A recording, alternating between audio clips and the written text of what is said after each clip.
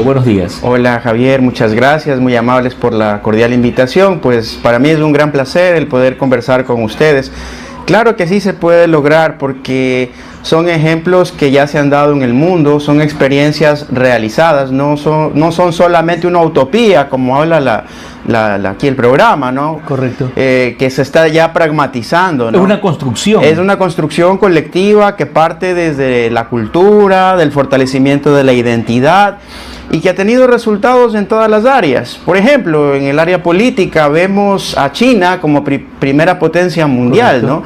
Desde el área académica también hay una señora que se ganó el primer premio Nobel de Economía al demostrar que en su obra del gobierno de los bienes comunes, que las comunidades comunidades ancestrales que actualmente son nativas en cada país, administran mejor los recursos naturales que las empresas privadas. ¿Qué hace que ellos administren mejor los bienes naturales cuando aparentemente hay especialistas, PhDs, personas que han logrado el mejor de los niveles para aparentemente administrar recursos? ¿Cómo se logra aquello que es lo ínfimo frente a lo de más alto nivel?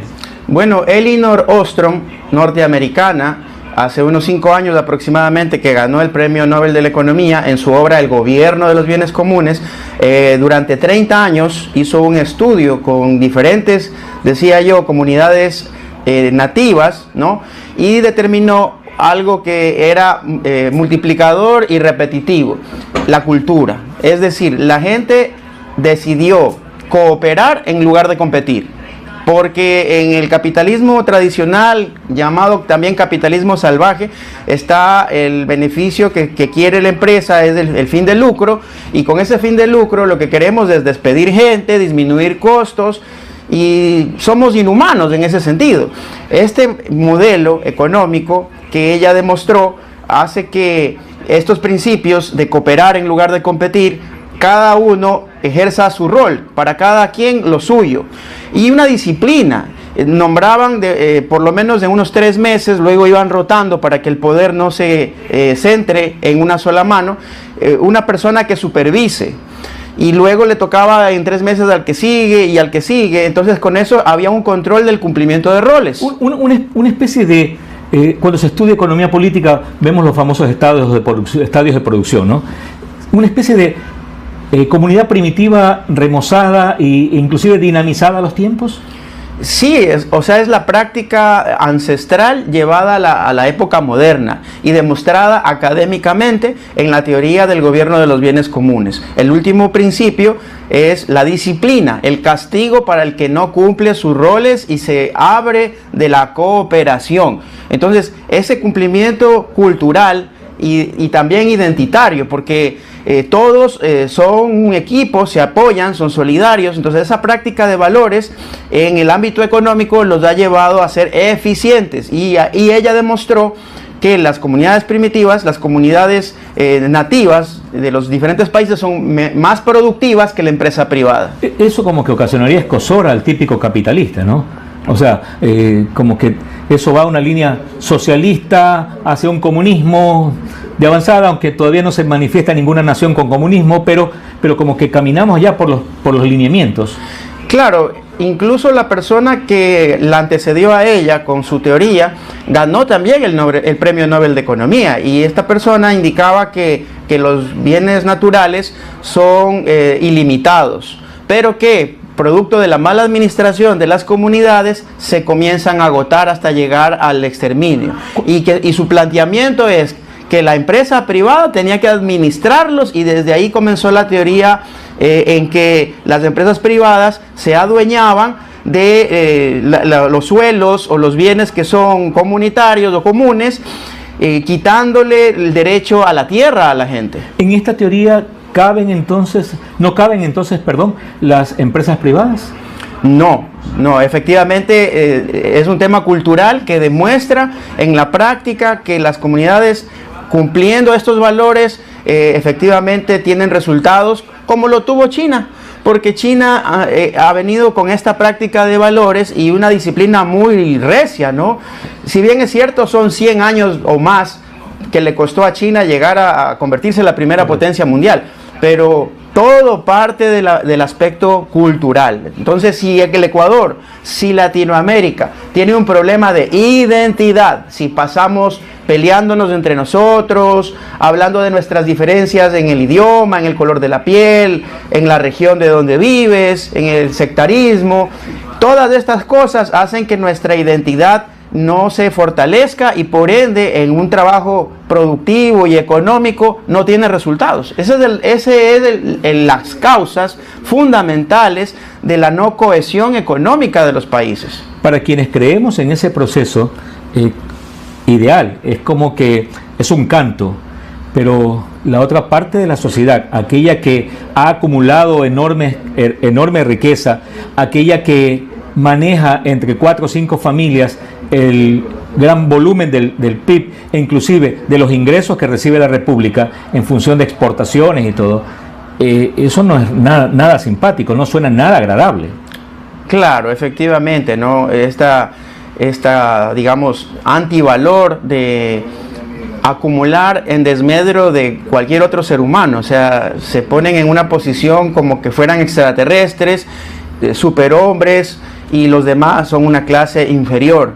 Entonces, con esa visión, pues lastimosamente la sociedad en su conjunto es la que sufre, ¿no?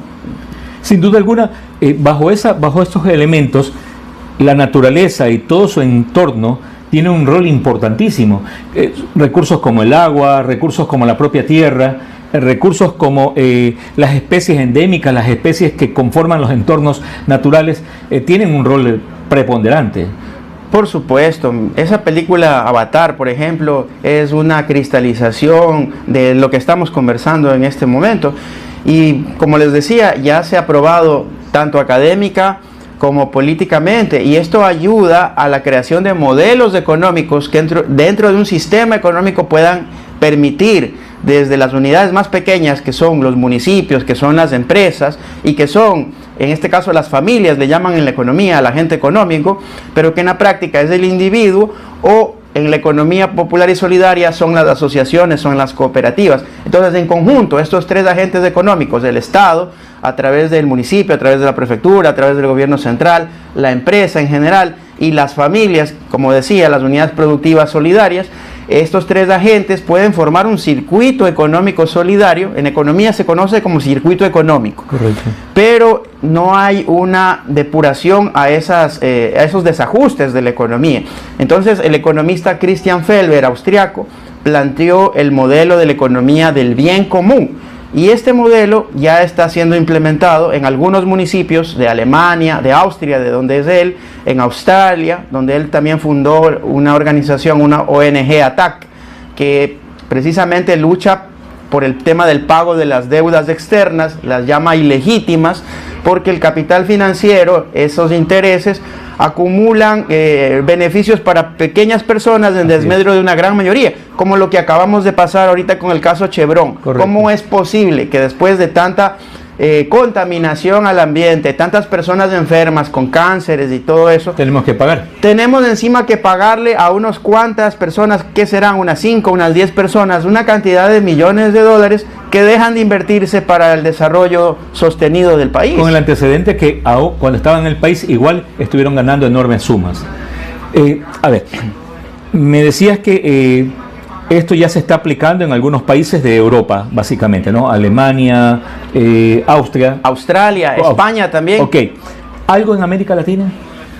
Hay iniciativas y hay grupos que se llaman grupos del bien común, pero no he visto que alguien lo haya aplicado. En México, en algunos municipios sí se ha aplicado. Por ejemplo, estamos hablando en el municipio de Chiapas, ahí está implementada la economía del bien común. Hay gente que propone esto como una alternativa política, como la generación de un plan de gobierno que le permite a la persona que quede electa llegar al espacio del Estado, llámese municipio, prefectura, gobierno central, para implementar esta propuesta del modelo del bien común, que si ustedes me permiten, más adelante lo conversamos, puedo explicarles cómo se implementa este modelo. A eso iba. La composición social de América Latina se ha ido cada vez profundizando más en ese quiebre, en esa famosa brecha, ¿no? Entre los que más tienen y los que menos tienen. Tanto así que las familias son mucho menos las familias que hoy tienen más que la gran cantidad de familias que tienen menos. ¿Cómo ir generando ese cambio en una sociedad con tan graves desniveles y con tan graves consecuencias en lo social y económico? Mire, a la gente pudiente le interesa que cambien las condiciones económicos, sociales, políticas de las personas de escasos recursos. Y le conviene porque de esa manera se disminuiría la pobreza, se disminuiría la delincuencia y en realidad podrían caminar libres, sin guardaespaldas, pero Rodrigo, por las calles. Eso me suena utópico, y utopía es el programa. No es utópico porque me pareciera, y ahí voy a dar un poco mi criterio muy personal, me pareciera que en el país más bien les interesa que el caos esté reinando porque en el caos sigo ganando mucho dinero. Bueno, la realidad del Ecuador es esa, ¿no? Tenemos empresarios desnaturalizados con su condición humana, de especie humana, dentro de la naturaleza, que habla nuestra Constitución, ¿no es cierto? El respeto al ser humano y el respeto a la naturaleza de la cual somos una especie, es decir, dependemos de la naturaleza. Esa visión humana es la que les falta a algunos, y el empresario, como decía, desnaturalizado, lo que hace es simplemente no invertir capitales en el mismo país. Vendemos en mayoría materia prima, productos semi-industrializados en lata de pronto, pero no hay una inversión de capital interno dentro del Ecuador para que esto fomente desarrollo tecnológico y nosotros no solamente exportemos materia prima o productos semi-industrializados, sino también ofrezcamos tecnología al mundo, por lo menos algo, ¿no? Entonces, como no hay esta visión, lo que en la práctica hacen esta gente es sacar los capitales y echar la culpa al riesgo país y a otros indicadores para decir que no hay inversión extranjera y que por eso hay que tomar medidas de ajuste. El Estado está obeso, dicen, quitan beneficios sociales que en la práctica son derechos humanos, y lo que generan es una acumulación de capitales ellos y un desequilibrio total en todos los sectores sociales de la economía. Para que un poco nuestros televidentes lo comprendan mejor, y que creo que es el término más común, o sea, no existe la reinversión de la gran utilidad generada, de la riqueza que van generando esas actividades económicas hacia desarrollo de nuevas líneas o hacia el desarrollo o ampliación de esa misma base de producción. Correcto. Mira, por ejemplo, ahora que el indicador de riesgo país ha bajado totalmente, ellos quieren, en base a ese indicador, justificar que la economía ha tenido un crecimiento económico. Pero si tú comienzas a analizar ya adentro, te das cuenta que en el día a día los ingresos de una familia no se han incrementado. Más bien, las personas que tienen un salario básico vendrían a ser privilegiadas en relación al empresario, al emprendedor, a la persona común que tiene que ganarse el pan de cada día y que no llega al salario básico. Y además, las personas trabajadoras tampoco pueden cubrir la canasta básica, que es el doble del salario básico. Estamos por los $820 la canasta básica. Entonces, las realidades del Ecuador son muy desiguales, y ellos, a pesar de decir que ha habido un crecimiento económico, entonces, ¿por qué a cada momento quieren meter la flexibilización laboral? Correcto. ¿No es cierto? Porque les interesa pagar menos a la gente para poder acumular más. Entonces, esa lógica perversa son las causas que originan la delincuencia, la pobreza que vivimos en el Ecuador. Y en esa tercerización va la posibilidad de eliminar los décimos, está la posibilidad inclusive de mermar un importante elemento que es la salud del individuo a través de lo que significa el seguro social, la propia salud pública, porque cuando comienzas a afectar esa única oportunidad que tiene la gente humilde, la gente de los sectores periféricos que son afiliados, y que le vas quitando la posibilidad de atención, realmente estamos eliminando las posibilidades de crecimiento de la gente. Mira que en los estados financieros del Banco Central, pueden ingresar a la página web, se habla de que el IES tiene 51.000 millones de dólares, de los cuales 26.000 millones son del BIES, del Banco del IES. Comparemos eso con el Banco del Pichincha. El Banco del Pichincha tiene 8.000 millones de dólares. Es decir, que con el actual dinero que posee el Instituto Ecuatoriano de Seguridad Social, deberíamos tener el servicio de salud más eficiente de todo el Ecuador. Y el desarrollo de vivienda más importante para sus afiliados. Imagínate, el presupuesto del Estado está por los 46.000 millones de dólares y ellos se están jactando ahora de que han hecho un incremento de algunos rubros. Pero comparemos la ejecución presupuestaria. No tienen ejecución presupuestaria, entonces en la práctica ellos no están invirtiendo los valores que a la gente engañan a través de los medios de prensa. Y que les pertenece a la gente. Y que les pertenece a la gente. Además que el Estado le adeuda al IES aproximadamente lo que ellos reconocen, 11.000 millones de dólares. Por la parte de los trabajadores hablan de casi 3 veces, 24.000 o algo más. En todo caso, el Estado ha dejado de aportar. Y mira cómo tenemos una incongruencia. La ley del IES tiene una vigencia de antes del año 2008, es decir, no ha sido reformada o no ha sido derogada y discutido en la Asamblea Nacional una nueva ley que se adopte a la realidad de la Constitución de la República actual. Entonces, si no hay eso, estamos hablando de que los diferentes gobiernos que han venido desde aquello han manejado el IES como una caja chica. Correcto. Para cubrir dineros que no les corresponden, porque el IES no es una institución pública. En la Constitución, en sus articulados, habla cuáles son las instituciones públicas. El IES es una institución privada que le pertenece a sus aportantes, que son los trabajadores. Otra cosa es que el Estado tiene un pequeño un porcentaje que aporta, igual que los empleadores, pero ni eso paga el Estado, y aparte de eso dirige el organismo máximo que maneja el seguro social. Entonces, ya decía Simón Bolívar, la mejor política es donde hay mayor felicidad, donde hay mayor seguridad social y donde hay una mayor estabilidad política. Ese es el gobierno que necesitamos, decía Simón Bolívar. Y ahí no estamos hablando de tendencias políticas ni de tendencias ideológicas. Lo que me decías hace un momento, en la práctica, la utopía termina cuando hay personas que entran a una función pública de una manera responsable y comienzan a hacer gestión con la empresa privada.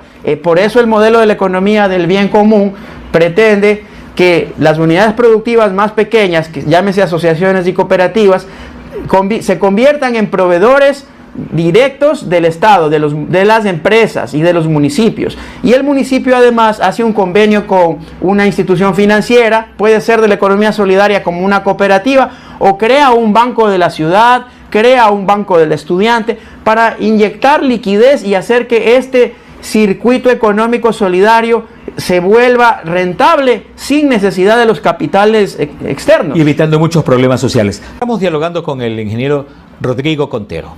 Es un hombre que está muy vinculado a todos los aspectos económicos de la economía social y solidaria, y sobre todo empujando esto que resulta interesante desde todo punto de vista cuando hablamos de una economía del buen vivir.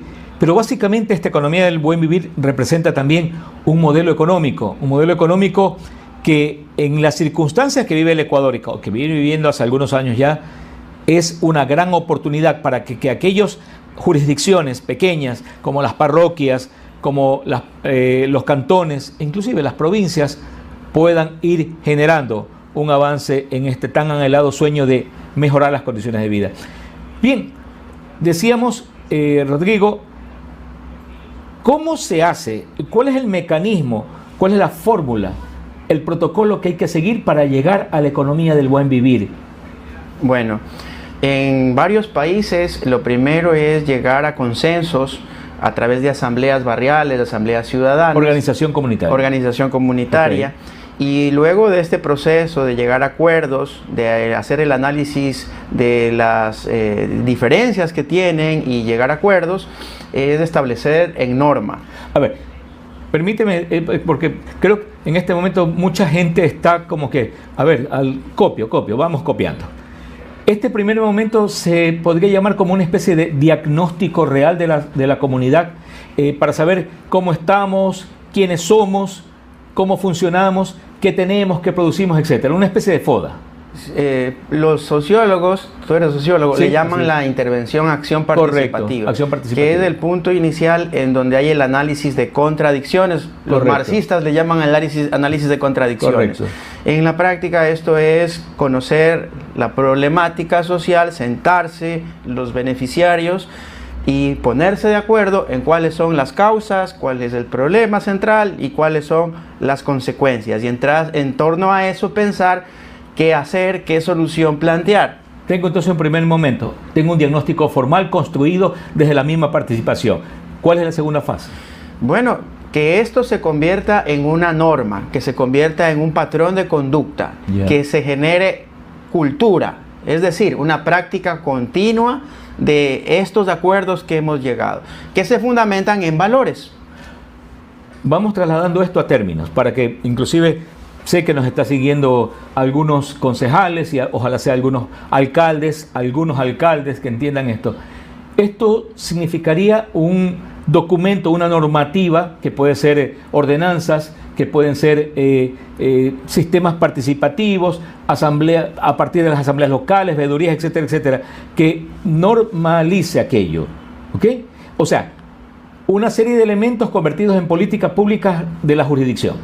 Correcto, y el Ecuador ha avanzado mucho en esto porque tenemos la Constitución de la República, tenemos la Ley Orgánica de la Economía Popular y Solidaria, El COTAP. tenemos el COTAT, entonces hay los instrumentos para que los municipios, las prefecturas, puedan en sus respectivos, digamos, parámetros generar la ordenanza municipal que permita poner en práctica el modelo. Lo que no hay es la decisión política de hacerlo. Entonces, en varias constituciones del mundo han hecho eso, primero ponerse de acuerdo, hacer reformas en la normativa para poder implementar el modelo. Y luego de eso ya viene el trabajo netamente en territorio, con la misma gente que hiciste el análisis de contradicciones, con la misma gente que identificaste sus necesidades, con ellos a través de asambleas participativas, de asambleas democráticas, que llegan en un momento determinado a definir qué proyectos son los de mayor importancia para el sector, para la comunidad, y en base a eso el gobierno asigna un presupuesto determinado para que esto se cristalice. Hugo Chávez decía, con las comunas o nada, y eso ha hecho que en estos días en Venezuela, meses atrás, se realice una consulta popular para que los jóvenes voten por cuál proyecto necesitan para su comunidad, y efectivamente así han generado presupuesto y ya esos proyectos se están desarrollando en territorio.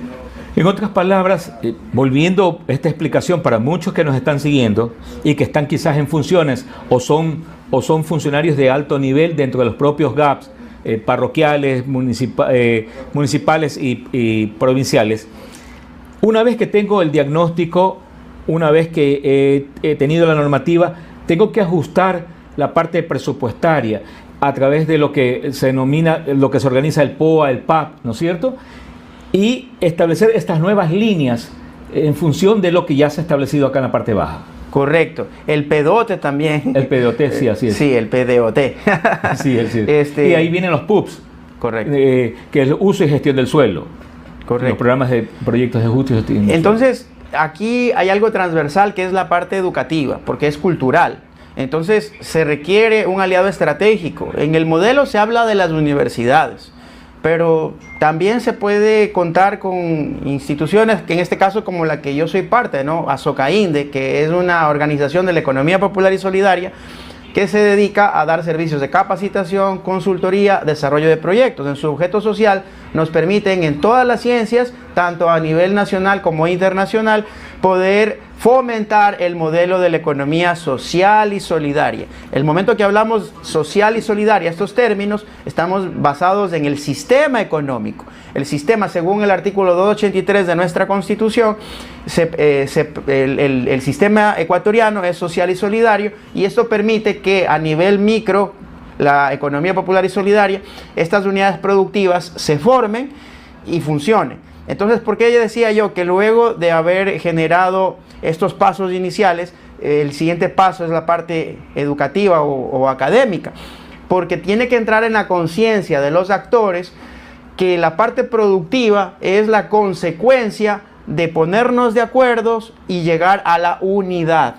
Si la gente directamente recibe un crédito, hace finalmente lo que le da la gana, porque hay una anticultura generalizada. Correcto. Tira para su molino, ya no contesta el teléfono. Imagínate, te voy a decir un caso, la gente aprende más con ejemplos, ¿no? Nosotros impulsamos años atrás unos créditos y obviamente eran asociativos, porque esto es un negocio asociativo. Correcto. Entonces, habían personas, costureras, unas 2 o unas 3, que fueron las que mayor capacidad tenían para poder tener dicho crédito, ¿no? Eran unipersonales, pero dentro de un conglomerado colectivo. Y a estas personas les salió un crédito por $11,000. Cambiaron el número, nunca más se supo de ellas. Con el pasar de los años nos volvimos a encontrar y se quejaban porque habían perdido el dinero, lo habían utilizado para la construcción, para embellecer su vivienda, para otras situaciones ajenas al negocio. Y ya cuando se quejaron por su fracaso, se les explicó que precisamente esto era un trabajo en equipo y que esos son valores, que eso es un tema cultural que lastimosamente se individualizó y fracasó. Entonces el tema académico es el siguiente paso cultural, transversal en todo el proceso, es una asistencia técnica continua durante todo el proyecto, si quiere decirse así. Y pues el gobierno, en este caso el municipio, prefectura, tiene que adicional a dar este apoyo, asistencia técnica continua educativa a las unidades productivas, también tiene que generar un proceso de legalización de las mismas en un periodo de tiempo en donde se cuente ya con un equipo de trabajo por cada grupo. Además tiene que hacer contactos con las empresas que van a ser las personas que van a incluirlas como proveedores. Correcto. ¿Sí? Garantizando una economía. Y también tiene que hacer un convenio con una entidad financiera para que pueda generar créditos directos a estas unidades productivas en donde puedan tener liquidez para la compra-venta. Y se convierte en un circuito económico solidario, que hay municipios aquí en el Ecuador que sí los han implementado. Esto no es socialismo. Esto no es anticapitalismo, no. Es dentro del sistema capitalista hacerlo más humano, alejarnos del capitalismo salvaje y del neoliberalismo, porque el neoliberalismo es contrario al liberalismo inicial que planteó Adam Smith y David Ricardo, con sus fallas, ¿no? Ellos hablaban que el del pleno empleo, es decir, la gente que queda en el desempleo, inmediatamente llega nuevamente el sistema, lo acoge y se hace parte del aparato productivo. En la práctica nosotros vemos que eso no ocurre porque la gente queda desempleada y no sabe qué hacer. Tiene que sobrevivir. Otra aberración, digamos, del liberalismo es el tema del no control del monopolio. Entonces, como es el Estado el que tiene que controlar el monopolio, entonces ahí viene el tira y jala, ¿no es cierto? Los liberales que dicen que no se debe controlar y los la gente más abierta, más progresista, que se habla de que el control del monopolio tiene que importar, porque de lo contrario, estos desequilibrios lo que ocasionan es que la economía en su conjunto fracase. Entonces, una vez que ya están constituidos los circuitos económicos, ya en general se convierte esto en un sistema económico solidario. Y eso es lo que habla nuestra Constitución, es decir, el Ecuador no parte de cero. El Ecuador ha generado un proceso, tenemos una normativa, tenemos instituciones, lo que falta es la voluntad. Imagínense que Colombia, nuestro vecino, tiene el Plan Anual de Economía Popular y Solidaria al cual le asignan presupuesto. Y este plan anual no viene recién ahora en el gobierno de Petro, tiene 3 o 4 gobiernos atrás. Desde que hicieron algunas iniciativas para desarrollo agrario, agropecuario, ellos crearon este tema, igual que en México. En México también están muy avanzados en esto, y eso les ha permitido que no seamos como el Ecuador dependientes de la materia prima y de productos semi-industrializados, sino que ya están compitiendo a nivel mundial en el ámbito tecnológico. Aplicar con ejemplos ya en puntos jurisdiccionales muy puntuales, quizás cantones, para hablar cantones o parroquias. Vamos a coger un caso de un cantón arrocero, de un cantón maicero y otros elementos para ver cómo hacemos un juego de ejercicio con Rodrigo Contero, que hoy es nuestro entrevistado, para seguir desarrollando esto que le llamamos economía del buen vivir. El dueño de la apiladora les facilita semillas, les facilita los agroquímicos para justamente hacer que la planta crezca de mejor manera, las plagas, etcétera. Le facilita la máquina cuando tiene que fanguear, cuando tiene que cosechar, le facilita los camiones para la transportación y finalmente cuando va esa producción a su piladora, inclusive mide hasta los niveles de humedad y con eso hay una especie de, dicho en buen término, castigo, ¿no? Porque muy húmedo no se paga menos, un poco más seco obviamente tiene mejor valor. ¿Cómo salir de este círculo complicado y complejo en donde están muchos productores? Y esto va con el maíz también, ¿eh? Esto va con el maíz y con otros tantos productos que en la provincia del Guayas, para tomar como ejemplo, se desarrollan. ¿Podremos salirnos de ese esquema? Por supuesto, precisamente la presencia del Estado coadyuva para poder buscar el desarrollo agropecuario. La implementación de un modelo como el de la economía del bien común permitiría, porque se requiere que las empresas, o en este caso la apiladora, las unidades productivas del sector, cumplan un proceso de certificaciones. Certificación de comercio justo, certificación de responsabilidad social corporativa, hasta que lleguen a certificarse en unidades productivas del bien común. Suena como que muy utópico, dado el nombre del programa. Suena utópico, pero está dentro de nuestra legislación y se tiene que cumplir. Sí, exactamente. Los municipios podrían cumplirla y podrían hacer cumplir. Y esto va a beneficiar a todos porque les va a generar mayor calidad a las unidades productivas, que es lo que exige la Unión Europea para poder ingresar sus productos. Y eso le quitaría poder monopólico a las empresas como Agripac, por ejemplo, ¿no? Y a nivel nacional, pues también se requiere en ese sentido la misma visión, porque al pequeño tiempo, digámoslo así, ¿qué ocurrió en el gobierno anterior? En el gobierno anterior hubo una investigación de la mafia albanesa, en donde se estaba poniendo al ministro de Agricultura Manzano para incrementar los cupos de exportación de banano, es decir, beneficiando a un sector monopólico en desmedro de toda la sociedad y en desmedro de las diferentes líneas de producción. O sea, llega un ministro que es pescador, atiende solamente a ese sector. Llega un ministro que es, cacaotero, solo a ese sector, y todo el agro queda olvidado, ¿sí? Entonces, esta situación de falta de valores, nuevamente repetimos que el modelo se cae si no tiene valores a nivel nacional, a nivel provincial y a nivel local. Se puede partir desde lo local, ¿no? Y se va a generar un cambio multiplicador que le va a permitir a todos los beneficiarios hablar bien de las personas que están en el municipio.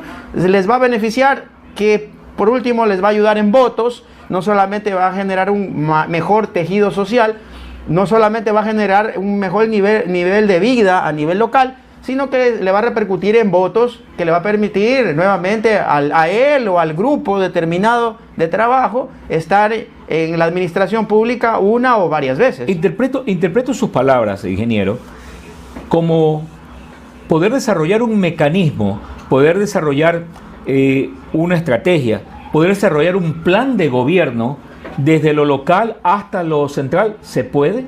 Por supuesto, en ese punto inicial donde se hace el análisis de contradicciones, que se hace el análisis de las necesidades, el momento que me siento y le digo, ¿qué te pasa? Cuéntame, estamos aquí para formar un equipo de trabajo. Queremos que tu voz sea mi voz en los estamentos del poder. Vamos a luchar para eso. Necesitamos unidad, pero necesitamos que nos digas la plena, que nos digas tus necesidades. Eso se va a transmitir en un proyecto político que, llegando al poder, va a cristalizar esas necesidades colectivas prioritarias para el desarrollo. Es construcción pura. Es construcción pura. Entonces, el plan de gobierno del bien común de manera territorial y de manera técnica y académica se puede construir, es realizable, así lo han hecho en diferentes partes del mundo. Y pues en el Ecuador lo que falta es que que nos pongamos de acuerdo, que tengamos la decisión política de hacerlo. Correcto, eso es lo primero. La decisión política. Y esa decisión política, en función de nuestra normativa, Constitución, COTAP y tantas otras leyes, debe surgir específicamente desde lo territorial, desde la pequeña expresión territorial. Ejemplo, las juntas parroquiales. Ejemplo, los GAP municipales, las propias gobiernos provinciales. Sin embargo, nos volvemos a tocar con algo, que es la práctica política. ¿A cuántos de los que están en este momento como alcaldes, concejales, prefectos, y de los que piensan llegar y obviamente lograr estar, les interesa desarrollar políticas públicas y no específicamente cambiar ese esquema para mantenerse en lo que a lo mejor les resulta rentable y positivo? Y en ese sentido, los ciudadanos tenemos que organizarnos a través de las diferentes instancias y comenzar a generar esa Contraloría Social. Para eso fue creado el poder de control ciudadano, ¿no? Consejo de Participación Ciudadana y Control Social. Ese era el objetivo. Entonces lo han desdibujado porque lo han utilizado para destruir la institucionalidad. No olvidemos lo que pasó con el Trujillato, que él, como un emperador en el Consejo de Participación Ciudadana, tomaba decisiones para destituir, para violar la Constitución de la República. Y el momento que se ganó una consulta en ese entonces, no se podía modificar tantas cosas como lo hicieron. Entonces, esa desinstitucionalización, lo que ha ocurrido, lo que ha generado en el Ecuador es el caos. Pongamos un ejemplo breve. Hablemos del sistema carcelario. Existía la Secretaría o el Ministerio de Justicia, Derechos Humanos y Cultos. ¿Y qué ocurrió? El momento que se elimina y se crea el SNAI, se deja el SNAI durante todo ese periodo de tiempo, estamos hablando más de 6 años, fuera de la política del Consejo de Seguridad y del Consejo de Criminalidad. O sea, no toma decisiones. Por otro lado, literalmente. Se divorcia. Por otro lado, a pesar de que tenga recursos, todo está concentrado en planta central, no se distribuye para la ejecución de esos recursos a nivel territorial y al final del ejercicio fiscal ese dinero regresa al Estado. Entonces, lo que están haciendo actualmente es el mismo sistema macabro.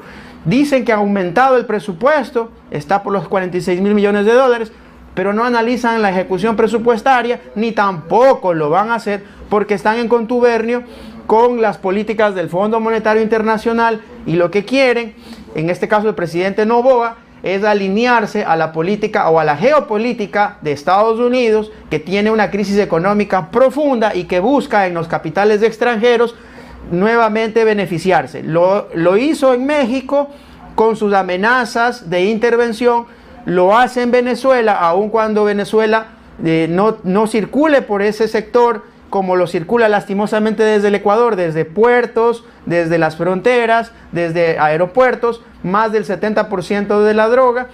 Pero con esa imposición lo que quieren es que aumente este modelo macabro en el sentido de que siga la fuga de divisas, la fuga de dinero, que la banca ecuatoriana lave ese dinero va a Wachovia Bank en Estados Unidos y otros bancos y finalmente termina siendo controlado por el Wall Street. Entonces ellos están teniendo el control financiero del mundo y los países que se acoplan a estas reglas del Fondo Monetario Internacional directamente están siendo sometidos por la política internacional norteamericana. ¿Qué países han tenido beneficios? Cuando, por ejemplo, Grecia implementó todos estos políticas de ajuste, lo que ocasionaron es que la gente se despierte y que haya una convulsión social. Y en los Balcanes y todo eso, esa parte se ha fragmentado, lo que hicieron que se genere una guerra civil, guerra étnica, y finalmente el país se destruya. Correcto. Entonces, ese no es el mecanismo. El mecanismo tiene que ser un mecanismo propositivo y la ciudadanía tiene que tener claro esto para poder reclamar, para que nosotros hagamos que funcione a través de la Contraloría Social, exigir al gobierno central que cumpla la ley, que cumpla la Constitución, que cumpla el plan de gobierno para el que fue electo, y si no lo cumple, tiene que ser destituido, porque nosotros estamos eligiendo a un administrador de nuestro estado, y eso mismo tiene que replicarse a nivel provincial y a nivel local. De esa manera entonces va a haber un mejor control. Ahora uno se pregunta, dice, uy, eso no, mejor me cruzo de brazos porque eso no va a ocurrir. El cambio se da desde uno mismo. Si nosotros en nuestra casa, en nuestra familia, ya comenzamos con una nueva práctica de cultura, ha comenzado el cambio. Si lo hacemos en el barrio, en el vecindario, ha comenzado el cambio. Si lo hacemos con un grupo de amigos por actividades afines, nos gusta la política y nos reunimos, o nos gusta el deporte, nos gusta el peloteo, nos gusta el ajedrez, por afinidades. Con ese grupo humano, el momento que comienza a generar un cambio cultural, se comienza a tener resultados positivos. Y si las organizaciones políticas implementan esto en territorio, en pequeños sectores, pues va a comenzar a generarse ese cambio, y cuando la gente está organizada, es muy difícil que el poder quiera abusar o seguir abusando de él. Totalmente. Bueno, en esta parte, en esta recta final, definitivamente hemos escuchado algunas lecciones del ingeniero Rodrigo Contero en cuanto a que sí se puede hacer un modelo económico diferente, un modelo económico en donde el principal actor es el propio ciudadano, pero un ciudadano que tome la responsabilidad de, primero, ser parte de un conglomerado. Y ser parte de un conglomerado es también aceptar las diferencias, las circunstancias, los elementos, y acercarlos en un diálogo. Si tengo que recapitular lo establecido, recuerden, tenemos que ir a un diagnóstico, y ese diagnóstico nos permite ubicarnos. Luego, la parte normativa, luego el manejo ya de una política pública que la tenemos que exigir los ciudadanos desde los propios territorios. Señores, no hay cambio en el país si desde el propio territorio no generamos esa gran revolución de la que tanto venimos hablando durante décadas. Sé que la materia, ingeniero Contero, es amplia. Se me quedan algunos elementos, y los dejo también a propósito, porque creo que hemos despertado en mucha gente, y sin duda alguna lo seguiremos despertando, porque van a tener acceso a través de la plataforma mismo, poder revisar nuevamente esta entrevista y encontrar que hay elementos puntuales que quisiéramos que nos los hagan saber a través de las opiniones, pero sobre todo preparando una agenda que para la próxima entrevista con el ingeniero Rodrigo Contero ya hablaremos específicamente de estos mecanismos en donde podemos intervenir no solamente por actividad productiva, sino por servicio, comercio, inclusive aquellos que hoy se llaman emprendedores y que como que se sienten alejados de procesos comunitarios y procesos asociativos. Sus palabras finales, ingeniero. Bueno, agradecerles por la cortesía. Sí me gustaría rapidito complementar algo en el tema de las empresas. ¿Qué ganan las empresas? Porque van a decir, no, esto los empresarios no le van a tomar en cuenta, solamente es algo nuevamente como el programa Utopía, y no se va a generar nada. Las empresas se benefician porque el momento que se certifican como comercio justo, se certifican por responsabilidad social corporativa, y finalmente se certifican como una empresa del bien común, van a tener beneficios directos con el municipio en la disminución del pago de impuestos, beneficios a nivel de sistema de rentas internas que tiene que el municipio gestionar, de beneficios en la disminución de aranceles, disminución de costos de la producción al poder encontrar proveedores que le dan los insumos, que cumplen la certificación del comercio justo, cumplen los estándares de inocuidad, etcétera. Entonces esto a los empresarios les va a beneficiar, y también al sector financiero, que mejor sería una cooperativa de ahorro y crédito, porque va a generar crédito directo, y está comprobado. Ya Mohamed Yunus lo hizo en India con el banco Grameen, en dar crédito directo a mujeres emprendedoras sin mayores condiciones financieras. En base a su emprendimiento, una vez que lo cumplían, les daba un nuevo crédito, y sucesivamente. Entonces generaba una cadena productiva, y eso es lo que se quiere generar acá. Entonces todo esto es posible, y lo que se necesita es la voluntad de usted, la voluntad de nosotros, para poder cambiar las condiciones, para disminuir la pobreza, disminuir la delincuencia. Este es el camino.